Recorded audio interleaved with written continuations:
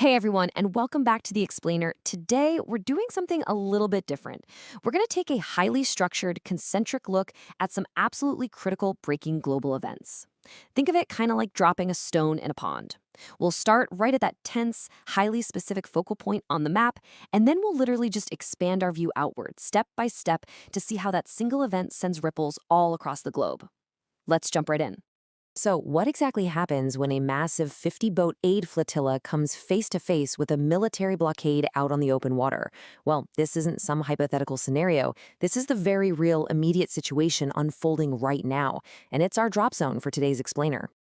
Okay, let's dive into this with Circle 1, the focal point, the global Sumud Flotilla interception. 50. I want you to just let that number sink in for a second.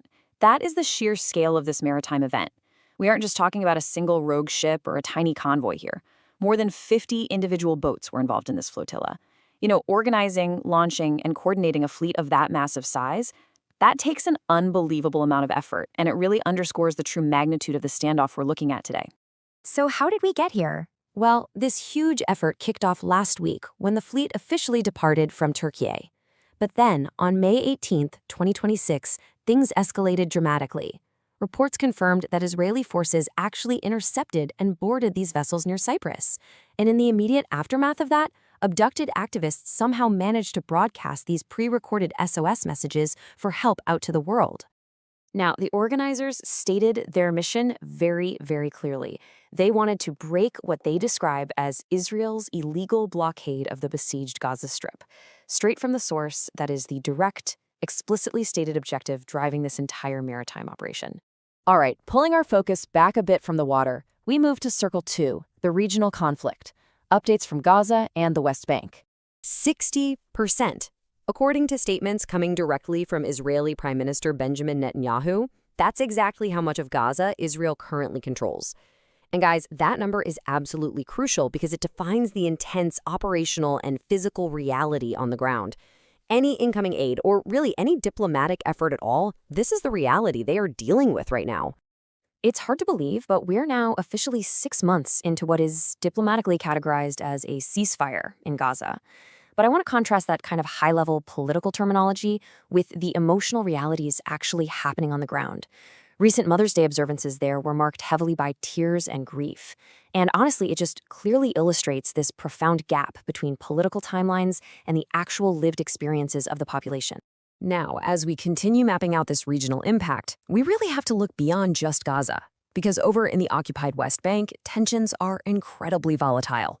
The latest reports are detailing these specific localized escalations, including instances where Israeli settlers are actively running over livestock. We have to track these events because they represent the daily, compounding friction points that keep the entire region on such high alert. And to truly understand the intense, polarizing perspectives surrounding this regional conflict, we just need to look at the language being used by observers on the ground. Quote, "This is an apartheid regime," end quote. Presenting this objectively, it just shows us the absolute severity of the language people are using to define this conflict. And it really highlights the massive ideological hurdles present in literally any conversation about the region.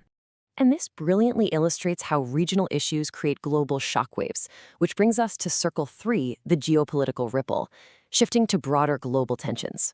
Now, while this conflict completely commands global attention, we've got these massive periphery crises unfolding at the exact same time. Over in Iran, leadership is firmly asserting that their nuclear enrichment rights simply cannot be negotiated. And of course, that's prompting the U.S. to push the G7 for new sanctions. But right alongside that, down in the Democratic Republic of Congo, a dangerous Ebola outbreak is surging. And it's wild, but biological threats of this magnitude actually often struggle to secure international resources when the world's diplomatic bandwidth is totally consumed by regional conflicts. Let's break down this US-Iran friction for a second, because it's a classic escalation playing out in two distinct steps. Step 1, Iran draws a hard line in the sand declaring its nuclear enrichment rights are absolutely non-negotiable. Step 2, the United States immediately counters that by applying international pressure, basically calling on the G7 to impose new US-led sanctions. It's a real-time diplomatic push and pull, and it's actively raising the geopolitical temperature.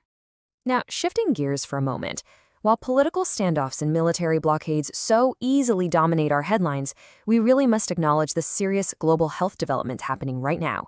The DRC health minister is actively visiting Ebola hotspots as we speak. It's a very sobering, critical reminder of the massive biological threats that are still unfolding right in the background. All of this brings us to a deeply provocative question, drawn directly from our sources. Could the EU's alliance with Israel change? I mean, from a 50-boat flotilla interception to intense regional grief, all the way out to shifting global sanctions. Every single action creates a ripple. So what does this all mean?